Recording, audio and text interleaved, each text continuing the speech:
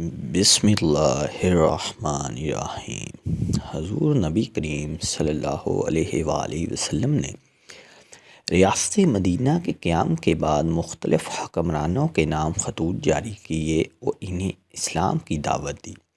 ان خطوط میں سے ایک خط قیصر روم کی طرف بھیجا۔ شام اس وقت سلطنت روم کا حصہ تھا، یعنی قیصر بھی ان دنوں شام میں موجود تھا۔ قیصر کے دربار میں ایک نہایت دلچسپ اور ایمان افروز واقعہ پیش آیا۔ حافظ ابن کثیر نے حافظ ابن نعیم اصفہانی رحمۃ اللہ علیہ کے حوالے سے یہ دلچسپ اور حیرت انگیز واقعہ نقل کیا ہے۔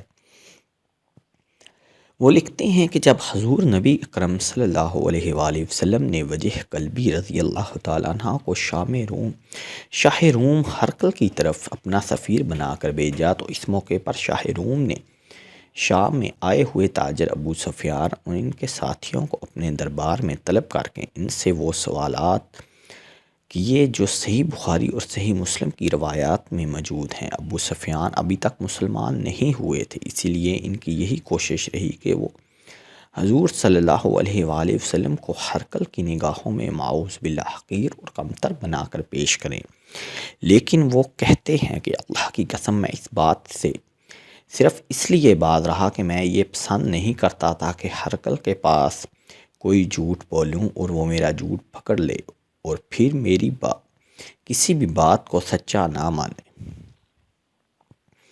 آخرکار مجھے آپ کی معراج والا عجیب واقعہ یاد آ گیا۔ اب میں خوش تھا کہ جیسے ہی یہ بات ہرقل کو بیان کروں گا وہ ضرور یہ یقین کر لے گا کہ حضور پاک صلی اللہ علیہ وآلہ وسلم معوذ باللہ جھوٹ بولتے ہیں۔ میں نے خوشی خوشی کہا، بادشاہ سلامت، کیوں نہ آپ کو ایسی بات بتاؤں جس سے آپ کو معلوم ہو جائے کہ اس شخص یعنی حضور پاک صلی اللہ علیہ وآلہ وسلم نے جھوٹ بولا ہے۔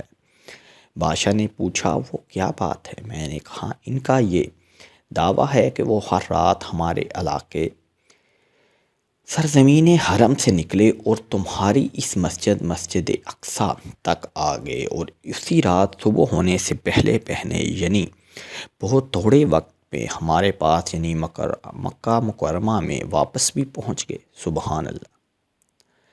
ابو سفیان دل میں خوش تھا اور قیصر پر نگاہیں لگائے کھڑا تھا کہ اچانک قیصر غصے سے تلملا اٹھا اور کہنے لگا کہ یہ جھوٹ ہے، ایسا ہرگز بھی ممکن نہیں۔ لیکن ابو سفیان کو کیا خبر تھی کہ اللہ تعالیٰ جب اپنے محبوب کی عزت افزائی فرماتا ہے تو گواہی بھی دشمن کے گھر سے دلواتا ہے۔ جیسے ہی ابو سفیان نے واقعہ معراج کا حوالہ دیا، یعنی بیت المقدس کا سب سے بڑا پادری اس وقت قیصر روم کے قریب ہی بیٹھا تھا، اس نے ابو سفیان کی یہ بات سن کر فوراً کہا، میں اس رات سے واقف ہوں۔ قیصر روم نے حیرت سے پادری کی طرف دیکھا اور پوچھا، تمہیں اس کے بارے میں کیسے معلوم ہوا؟